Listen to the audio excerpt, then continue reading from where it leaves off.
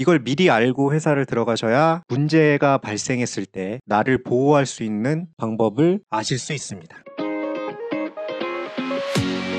안녕하십니까. 여러분의 취업과 이직, 커리어를 위해 영상을 찍고 있는 커리어의 곰돌이 아저씨입니다. 오늘은 회사의 절차가 엄청나게 많은데 그 이유에 대해서 한번 설명을 해드리려고 해요. 왜냐면 이게 왜 생겼는지 모르면 스트레스를 엄청 받다가 퇴사를 하거든요. 실제로 그런 이유로 퇴사를 고민하고 있는 분의 글을 본 적도 있고요. 뭐 중소 정도 규모만 돼도 물건 하나 사려고 하면 품위서 써야 되고, 승인받아서 또 회계에다가도 연락해야 되고, 출장 갔다 오면은 메일 써야 되고, 출장 가기 전에도 또 품위서 올려야 되고, 이런 것들이 왜 생겼는지 미리 말씀을 좀 드리겠습니다. 이게 관료제라고 하는 시스템인데요. 관료제는 군대 갔다 오신 분들은 이미 다 겪으셨어요. 군대가 인류 최초로 관료제를 한 조직이거든요. 군대의 기능을 한번 생각을 해보시면 옛날부터 인류는 전쟁과 함께 살아왔잖아요. 정확하게 명령이 수행되지 않으면 집단 전체가 몰살을 당합니다. 그러다 보니까 관료제라는 시스템을 정착을 시켰는데, 문서화된 규칙을 기초로 업무를 나누는 피라미드 조직 구조입니다. 이 관료제라는 구조는 성악설을 근본으로 하는 구조인데, 한마디로 너네 못 믿겠다 이거예요. 못 믿기 때문에 문서로 최대한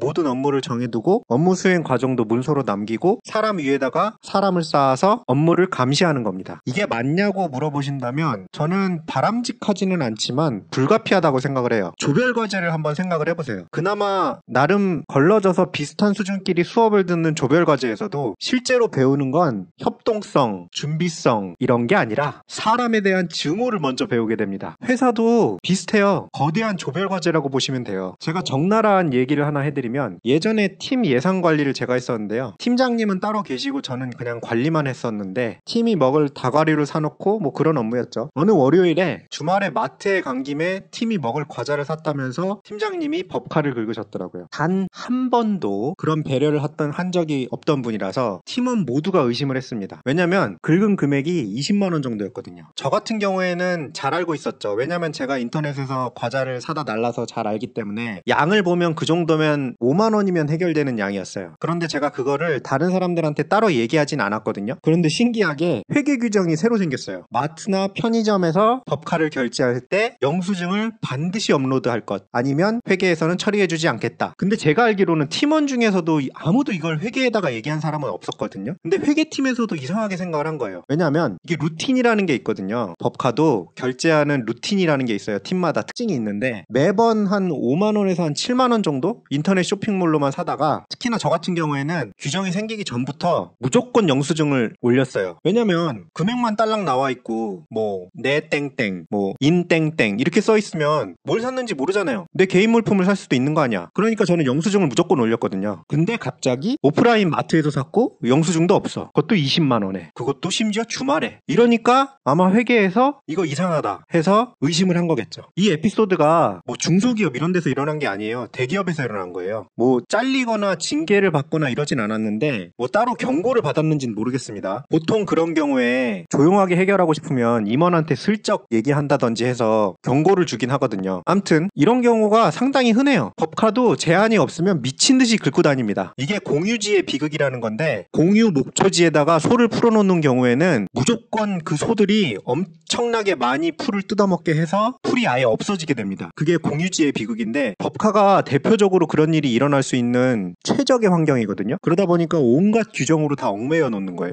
법카뿐만 아니죠. 공사를 해야 된다, 아니면은 진짜 마이너하게는 뭐 출장을 갈 때, 외근할 때 이럴 때도 이거 악용할 수 있거든요. 나 출장 갈게요 하고 말로 얘기한 다음에 찜질방 가서 찜질하는 거예요. 실제 예전에는 이런 경우도 있었다고 들었어요. 이게 회사가 임직원들을 못 믿는 이유고, 온갖 서류와 문서들로 관료제를 구축해 놓은 이유입니다. 이걸 미리 알고 회사를 들어가셔야 문제가 발생했을 때 나를 보호할 수 있는 방법을 아실 수 있습니다. 뭔 얘기인지 아시겠죠? 회사에서의 모든 행위는 문서에 기반해서 이루어지는 게 나를 보호하는 데 최적입니다. 오늘 말씀 도움이 되셨다면 구독과 좋아요, 알람 설정 부탁드립니다. 감사합니다.